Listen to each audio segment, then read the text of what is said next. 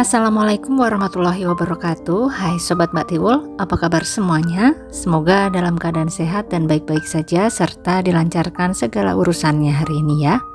Terima kasih sudah mampir di video ini, tolong dibantu like dan subscribe-nya.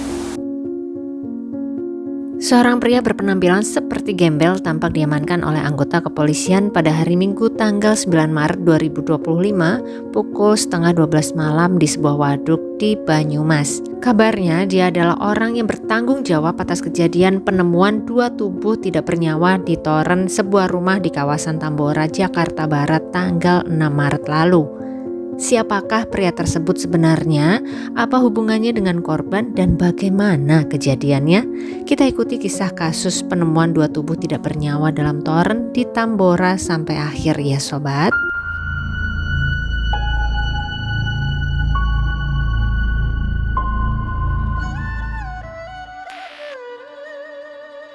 Ibu Chong Siolan atau biasa dipanggil Enci adalah seorang wanita kelahiran tahun 1966 atau usianya berarti sudah 59 tahun di 2025 ini.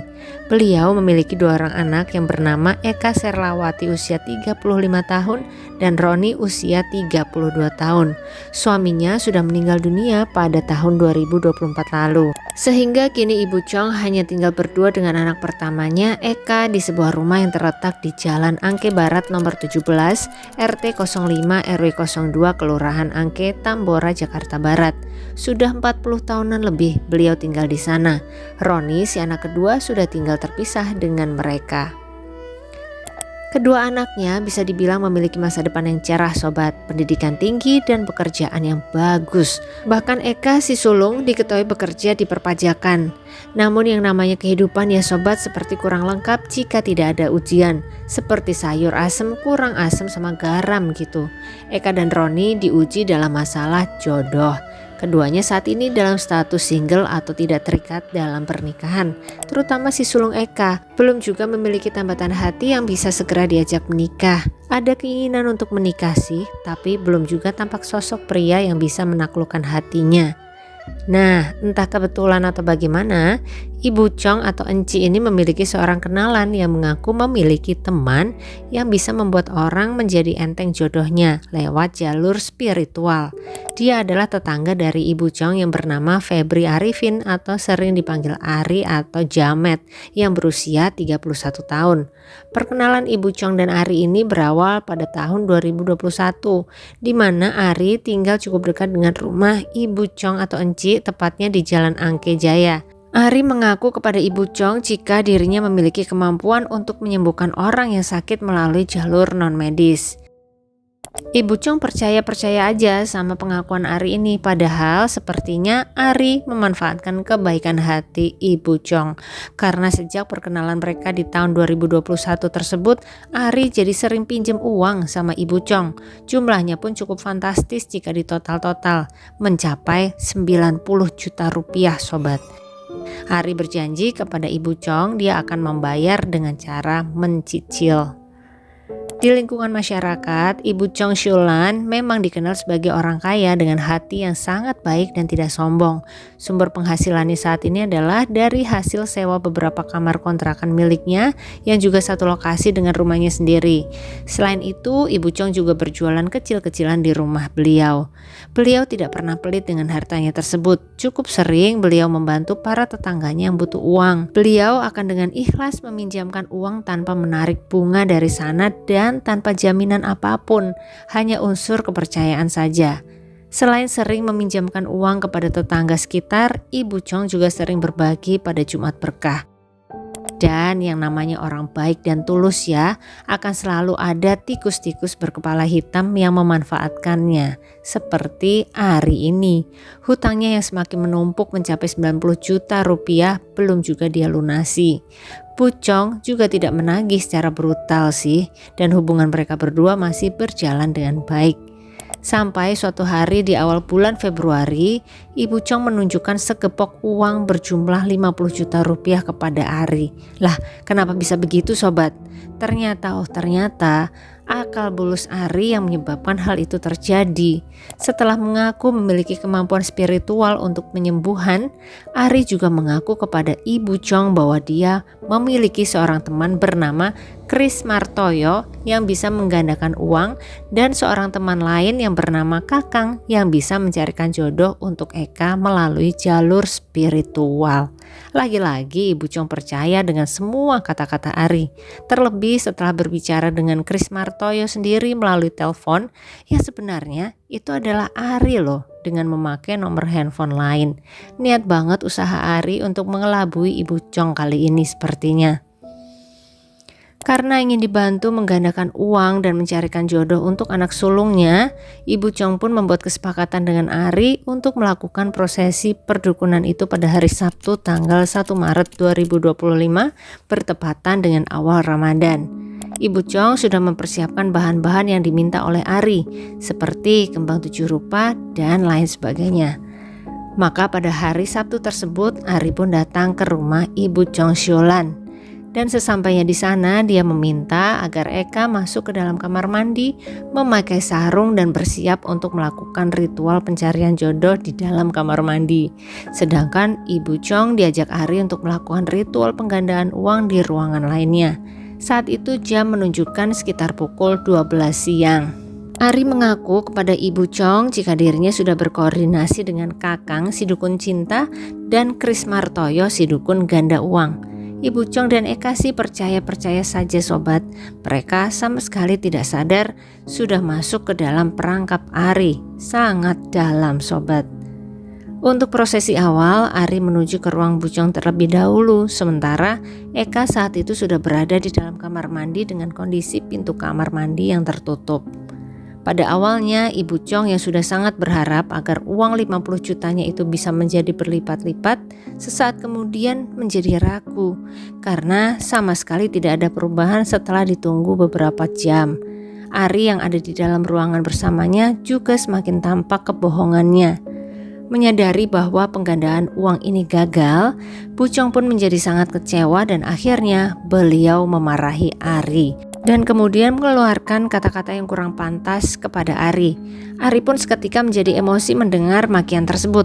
Kemudian pria tersebut melihat sebuah besi di dalam kotak perkakas yang ada di belakang tubuh Ibu Chong. Dia ambil tongkat besi tersebut dan dengan cepat serta sekuat tenaga dia serangkan tongkat itu ke kepala Ibu Chong. Wanita tersebut terjatuh ke belakang. Kemudian dibawanya tubuh Ibu Chong yang masih bernyawa tersebut ke dalam sebuah kamar dan di sana Ari menyerangkan tongkatnya lagi ke Ibu Chong. Wanita tersebut kembali tersungkur sobat. Setelah itu tubuh Ibu Chong ditindih dengan menggunakan lutut Ari dan dijerat leher beliau dengan sutas tali rafia. Untuk memastikan bahwa Ibu Chong sudah tidak bernyawa, kembali dijeratnya leher wanita tersebut dengan rafia. Setelah yakin korban telah tiada, Ari pun lalu membersihkan bercak-bercak cairan merah Ibu Chong di dalam kamar yang tercipta karena serangan pukulan tadi. Setelah itu Ari keluar dan menutup pintu kamar. Sedangkan si Eka masih ada di dalam kamar mandi, sangat fokus dengan ritualnya sampai tidak menyadari apa yang terjadi di luar.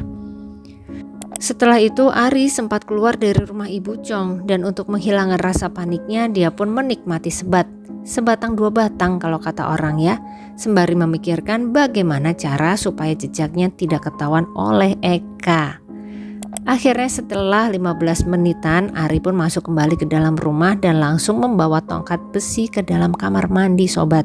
Kemudian pria tersebut melakukan hal yang sama kepada Eka. Dia serangkan tongkat tersebut ke kepala Eka. Eka tentu saja sangat terkejut sobat. Dia pun berteriak berharap ada tetangga yang mendengar. Tapi sia-sia.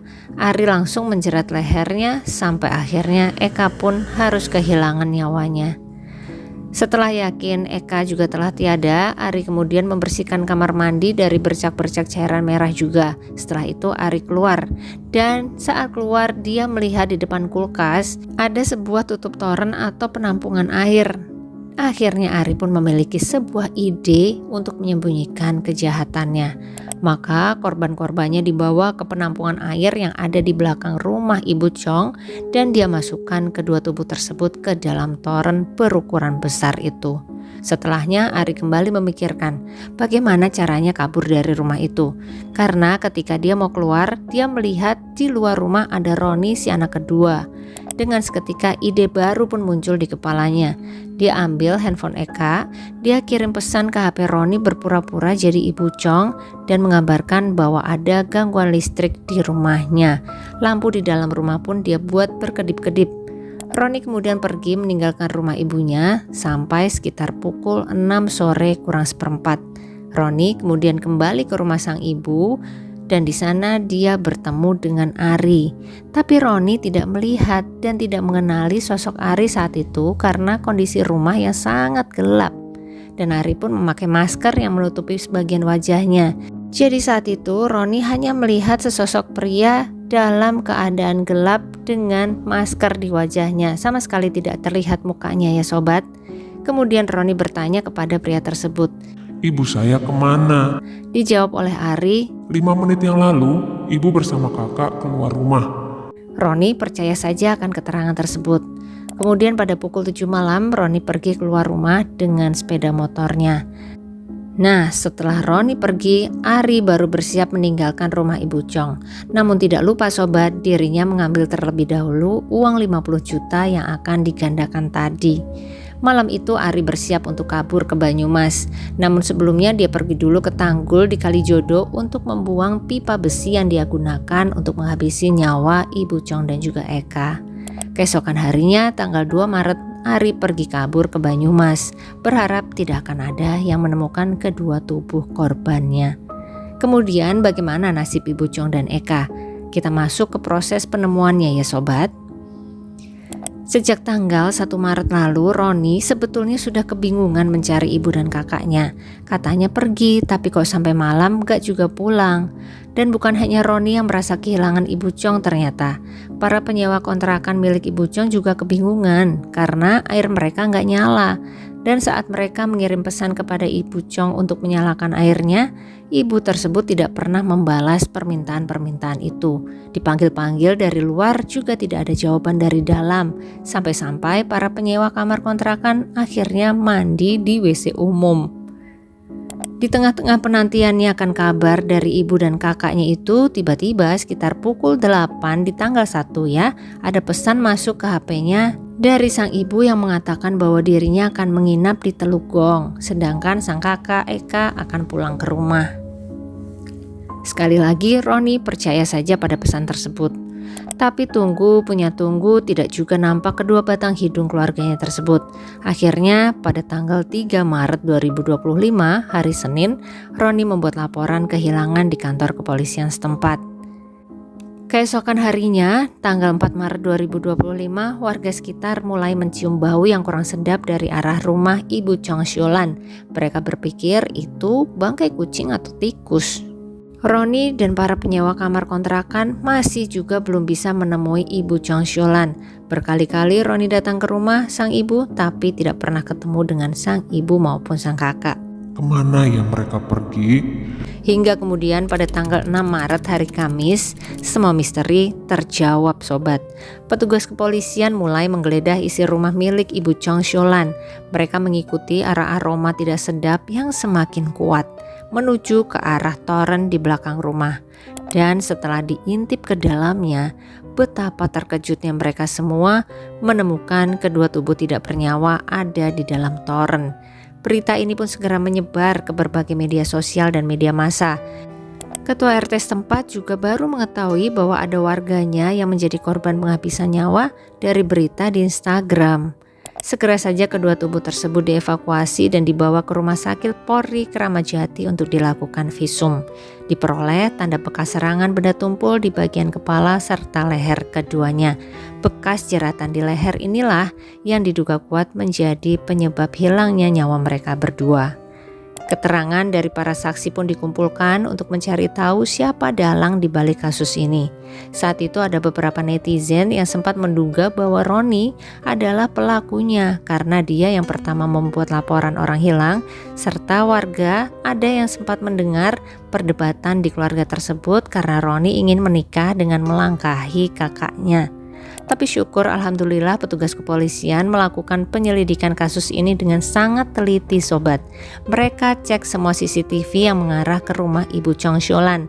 Dan di dalam rekaman CCTV itu mereka melihat ada sosok seorang pemuda yang mondar-mandir di sekitar rumah Ibu Chong Sholan sesaat sebelum wanita tersebut menghilang. Dia adalah Febri Arifin alias Ari alias Jamet alias Kakang alias Kris Martoyo. Para petugas pun langsung fokus melakukan pencarian keberadaan Ari. Sampai akhirnya pada hari Minggu tanggal 9 Maret 2025, Ari berhasil diamankan di sebuah waduk di Banyumas pada pukul 11:30 malam. Di mana saat itu Ari berusaha mengelabui petugas dengan berdandan ala gembel. Ari pun dibawa ke markas untuk dimintai keterangan. Di sanalah dirinya mengakui semua perbuatannya serta menceritakan kronologi kejadian seperti yang telah Mbak Tiwul ceritakan di atas tadi ya sobat. Sekali lagi itu semua menurut pengakuan tersangka ya. Sedangkan untuk motif adalah karena merasa sakit hati mendengar cacian dari Ibu Chong setelah proses ritual penggandaan uangnya gagal. Nah yang benar, bukannya karena ingin menguasai harta korban dan biar gak ditagi-tagi bayar utangmu ya 90 juta kah? Dan atas tindakannya tersebut, Febri Arifin pun dijerat dengan pasal berlapis dengan ancaman hukuman seumur hidup atau maksimal 20 tahun. Semoga para korban bisa mendapatkan keadilan yang seadil-adilnya ya. Bagaimana sobat pendapatnya mengenai kasus ini? Sekali lagi ya, yang ngutang lebih galak daripada yang ngutangin, bahkan sampai tega menghabisi nyawa loh. Zaman sekarang orang baik seringnya dimanfaatin orang ya sobat ya. Kita doakan semoga Ibu Chong Sholan dan Eka Serlawati sudah beristirahat dengan tenang dan Roni, anggota keluarga yang masih tersisa, bisa kuat dan tabah dalam menghadapi ujian ini. Demikian sobat kisah kasus dari Tambora kali ini, semoga ada hikmah yang bisa kita petik bersama ya. Terima kasih buat sobat semua yang menyimak sampai akhir, jangan lupa like-nya dan sampai ketemu lagi di kisah-kisah selanjutnya. Selamat beraktivitas kembali. Wassalamualaikum warahmatullahi wabarakatuh.